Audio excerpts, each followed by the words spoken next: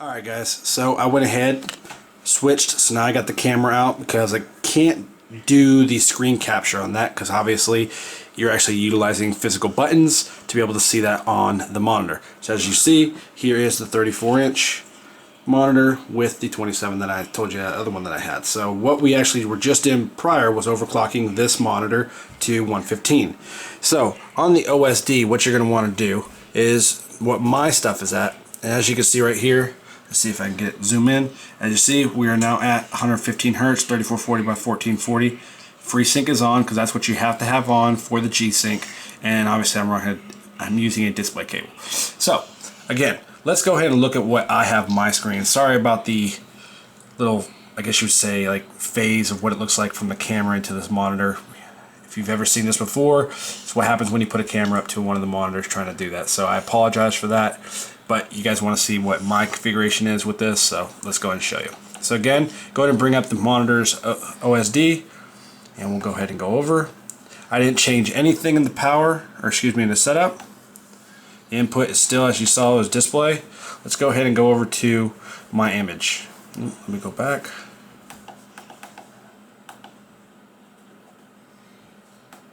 There we go.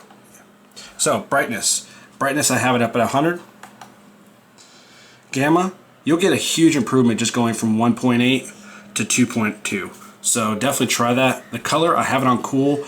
Obviously, that's whatever you want. It's personal preference. I actually think it looks better on cool. Now, granted, this monitor, the 34-inch, is a VA panel, and the one above it is a IPS panel.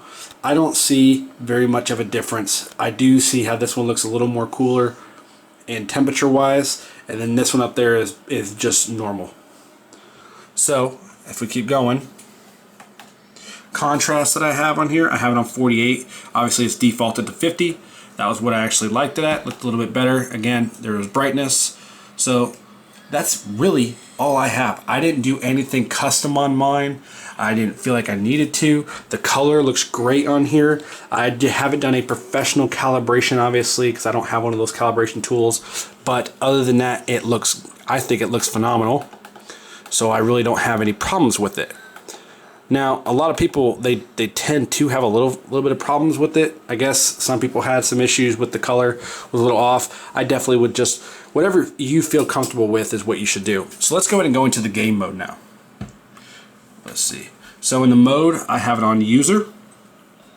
And that's because I'm using, obviously, crosshair is off. Or excuse me, the response time is on, because without it, you are looking at an 8 millisecond response time. With it, as advertised, 4 millisecond, which I really can't really tell a difference. But anyways, aspect, I keep it on instead of auto. I have it on 21:9. I found that most of the games, when I put it on auto, it was going to 16:9 all the time. I didn't like that. So if you want to make sure your game will recognize that you have a 21:9, you don't have to keep switching to it, just go ahead and put that 21:9 aspect ratio. Freesync, I have it on. I don't know if you guys can see that. It's gray on the left and it's white on the right if it's on. So DCR, I have off. That actually slows down, but makes the colors pop a little bit more. But it slows down gives it a little more sharp. I guess might make the image a little more sharper, but it does slows down the response time. So, and then like I said, user mode was that. So again, it was just a quick video on there. I know that's a big requested video. I know a lot of people have been asking me about that. So if you commented to me before about asking about that, the OSD and what my configurations are, apologize for the video taking so long. But, I definitely want to give you guys what you're asking for. And, I really appreciate all your support. So, hey, if you liked the video, go ahead and hit a like. If you haven't subscribed to the channel, hit that subscribe button. Really helps out. Like I said, I'm back in the full swing of things. Slowly but surely, I'm getting back into it.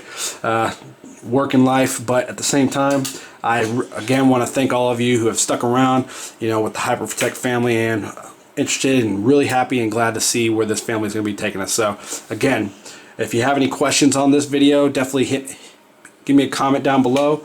And as always, I'm HyperProtect, and until next time.